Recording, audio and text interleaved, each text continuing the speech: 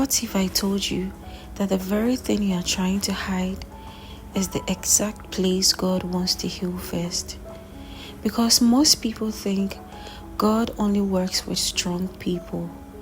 But truth is, God does his deepest work in broken places. Not a polished version of you, not a version you post online, but a version that cries at night. The version that feels tired of starting over. The version that wonders if healing is even possible. If that is you, kindly stay with me. Because this message is not about pretending you are fine. It's about learning how God restores what life broke. There is a kind of brokenness no one sees. You can still smile, still go to church, still talk to people, but inside, something feels scattered. Maybe it came from disappointment, maybe betrayal, maybe your own mistakes, or maybe life just didn't go the way you prayed. And now you are left with questions like, am I still usable? Did I ruin too much? Can God still fix this? But listen carefully. Brokenness is not the end of your story. It is often the beginning of God's rebuilding process. One of the biggest lies broken people believe is this: I am too damaged for God to use me. But God never works like man. Man rejects what is broken. God restores what is broken. Think about a potter and clay. When the clay cracks in the process, the potter does not throw it away immediately. He reshapes it, he presses it again, and starts over on the same material. Why? Because the value is still in the clay, and that is you. Your mistakes didn't cancel your purpose. Your pain did not erase your calling. Your broken season did not remove God's hand from your life. Sometimes what feels like rejection is actually reconstruction. When life is easy, people often forget God. But when life breaks you, suddenly prayer becomes real again. Not the polite prayers, but the desperate ones. And in those moments, something happens. God draws closer, not because he was far before, but because brokenness makes your heart sensitive to him again. There are things God cannot build in pride, so he allows breaking to create room for humility. And it is in that place where you feel empty, tired, unsure, that is when God begins rebuilding your identity. Not as who people said you are, but who he always intended you to be. One of the hardest truths to accept is this: healing takes time.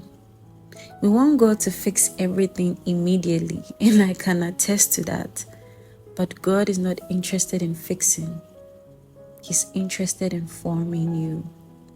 Because if God only fixed your situation without healing your heart, you will still bleed in new seasons. Healing looks like learning to trust again after betrayal, forgiving yourself after mistakes, letting go of what you cannot change, sitting with God even when you feel nothing, opening up even when you feel afraid. And some days you will feel strong, other days you will feel like you are starting all over. But healing is not measured by speed, it is measured by progress. Even small steps count. Even silent prayers count. Even choosing God again after disappointment counts. This is where it gets real. Because trusting God is easy when things make sense. But what about when they don't? What about when you prayed and it still broke? What about when you did everything right and still lost? That is where trust becomes deeper than emotion. Trust is saying, God, I do not understand this, but I refuse to believe you have abandoned me. You may not see the full picture, but God is reacting to your life. He is guiding it, even when it feels paused, delayed, and even when it feels like nothing is really happening. God is still working silently and faithfully. There is a difference between healing and wholeness. Healing means pain is addressed. Wholeness means nothing is missing in who you are becoming. God does not just want you to remove your pain. He wants to restore your peace, your identity, your joy, and your stability. Wholeness is when your past no longer controls your present, when your wounds no longer define your worth, when your story becomes testimony instead of shame. And that kind of restoration only God can do. So if you feel broken right now, this is not your end. You are not forgotten and you are not beyond repair. You are in the hands of a master builder and you are at the right place at the right time. You are not behind. You are not too late. You are not too early. You are just right on time. And even if it looks like nothing is changing, God is still shaping you in the unseen places.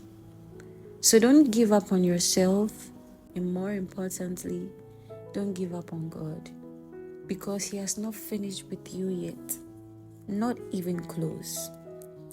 If this spoke to you, remember this: brokenness is not your identity, it is your starting point for restoration.